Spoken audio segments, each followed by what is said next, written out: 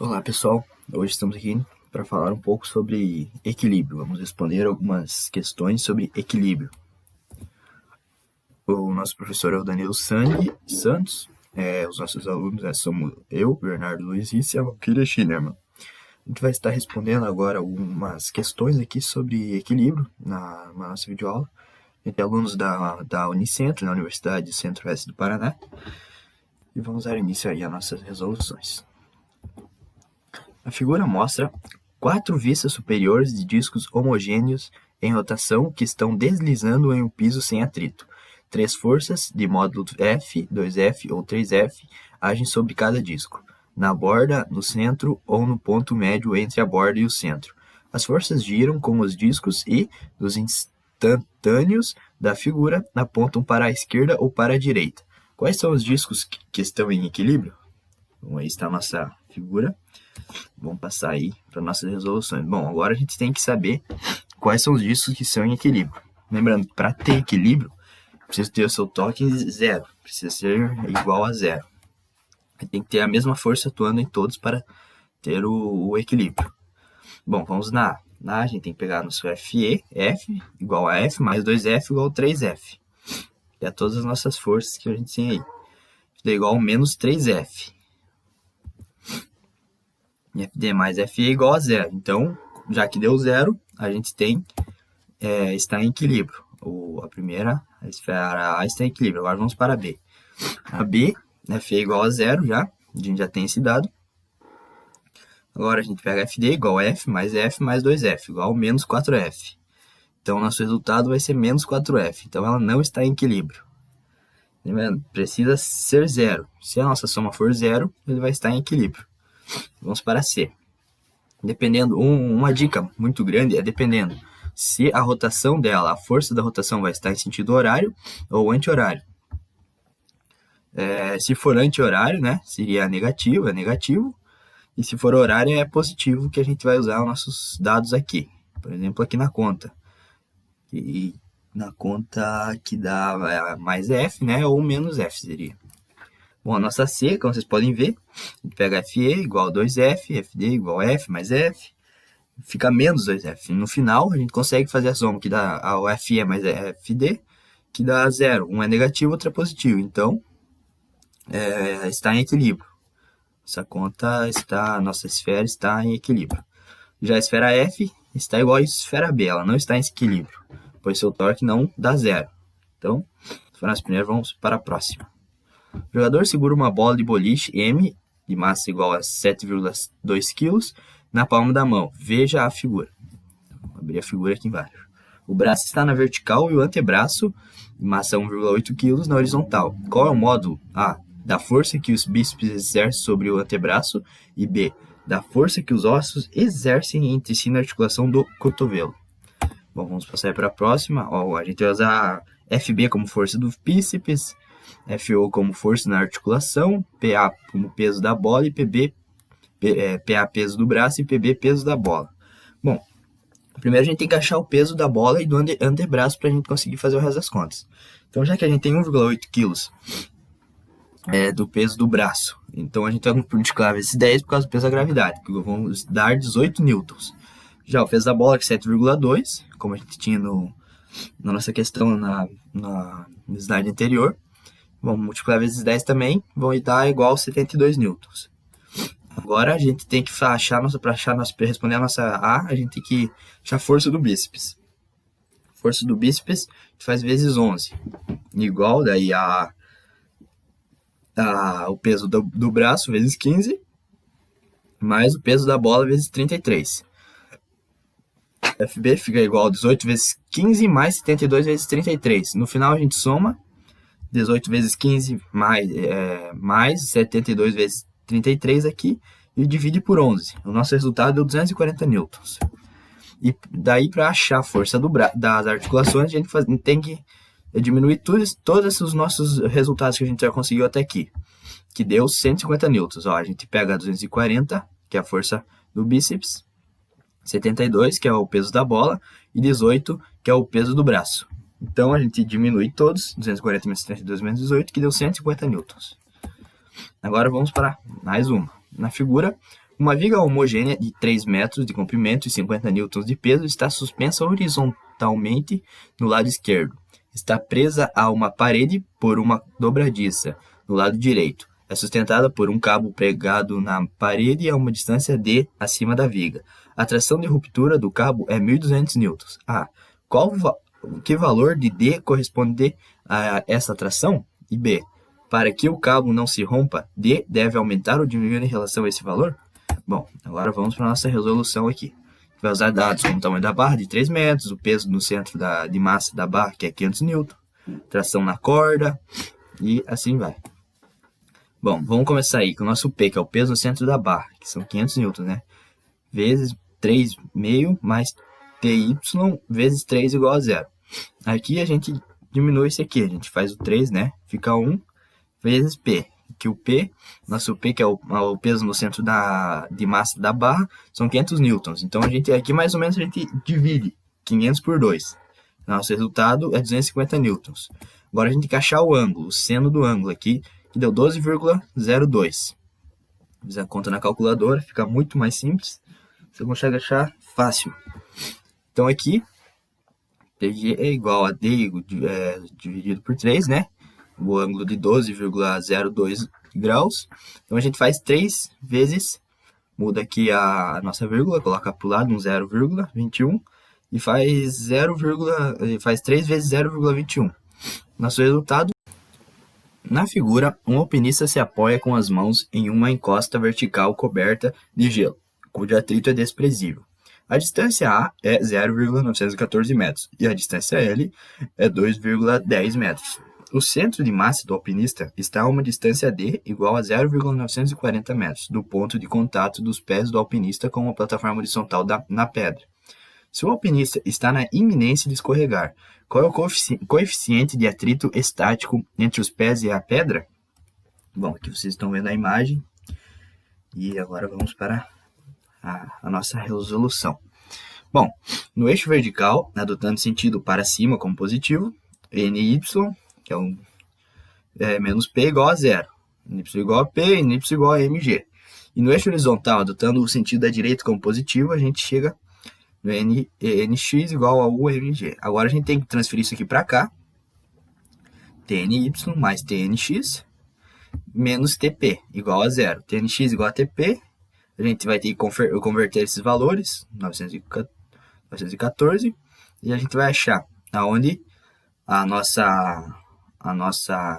nosso coeficiente de atrito estático vai estar 0,2163.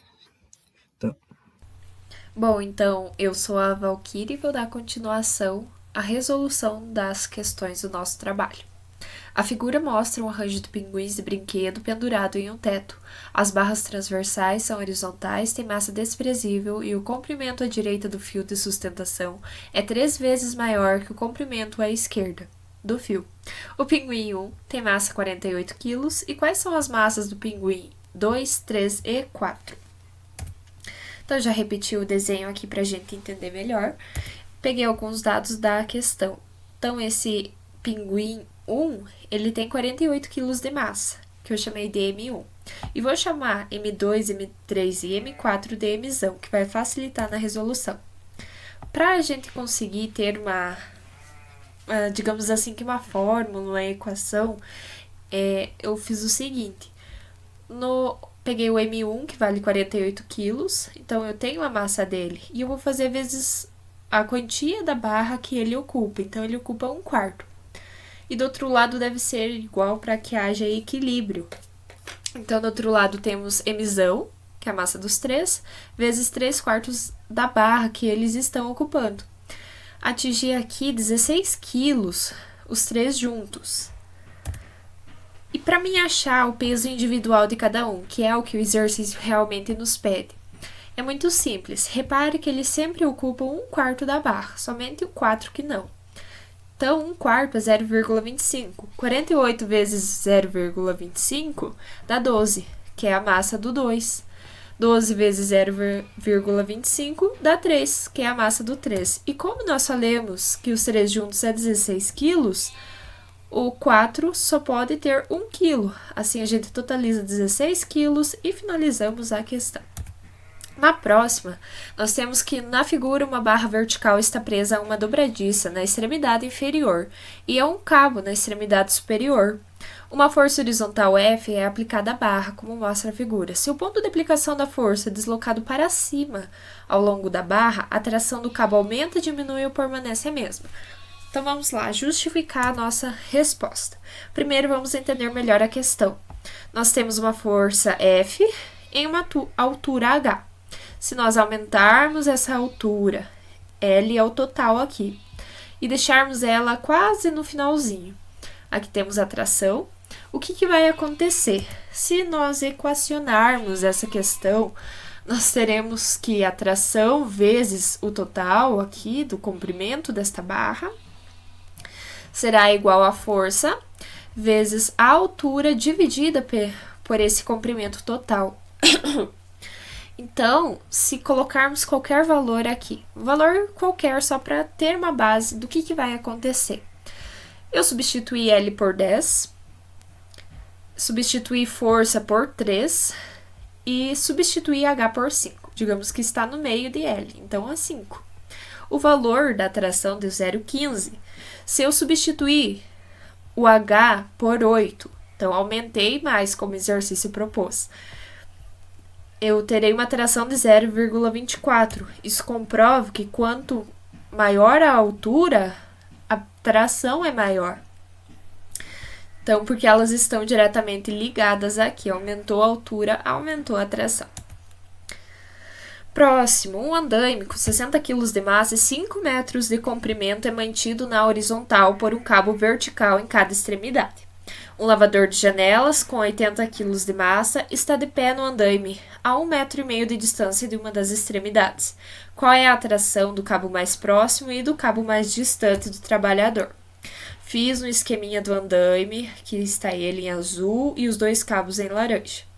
Temos, digamos que o lavador aqui é 1,5 m de distância de um dos cabos e o total é 5 metros.